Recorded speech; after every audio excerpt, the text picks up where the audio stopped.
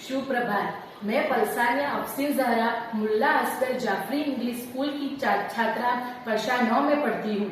मैं आज आप सभी के सामने मौलाना अबुल कलाम आजाद के बारे में कुछ शब्द कहना चाहती हूँ। मौलाना अबुल कलाम आजाद भारत के एक महान स्वतंत्रता सेनानी तथा शिक्षा शास्त्री थे। उनका जन्म 11 नवंबर 1888 में सऊदी अरब में हुआ। उनके पिता का नाम मौलाना मोहम्मद खैरुद्दीन था, जो बंगाल में रहते थे। उनकी माता का नाम आलिया खैरुद्दीन था। पिता मौलाना खैरुद्दीन ने उनका नाम मोहिउद्दीन अहमद रखा। आगे चलकर वह मौलाना आजाद एवं मौलाना साहब के नाम से प्रसिद्ध हुए। उन्होंने अपनी प्रारंभिक शिक्षा घर पर ही की थी। उन्हें अनेक भाषाओं का ज्ञान था।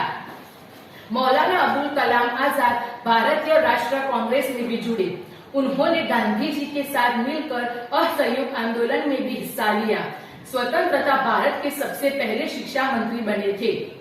मौलाना अबुल कलाम आजाद एक महान पत्रकार, लेखक, कवि एवं दार्शनिक थे। इन सबसे बढ़कर वह अपने समय के धर्म के एक महान विद्वान थे।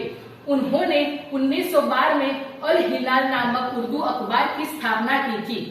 यह अखबार भारत देश में और विदेश में बहुत ही प्रसिद्ध था।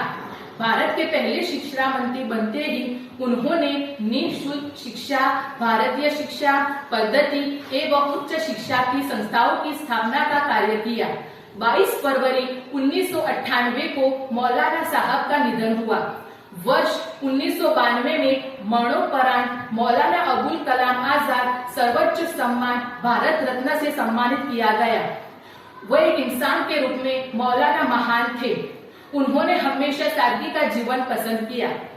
उन्होंने महिलाओं के लिए और 14 वर्ष से कम उम्र के बच्चों के लिए अनिवार्य मुफ्त शिक्षा का प्रावधान किया। मौलाना अबुल कलाम आजाद भारत के लड़ाई में महत्वपूर्ण योगदान दिया। उन्होंने शिक्षा को बढ़ावा देने के लिए अनेक कार्य किए। हमें हमेशा उन पर गर्व रहेगा। धन्यवाद।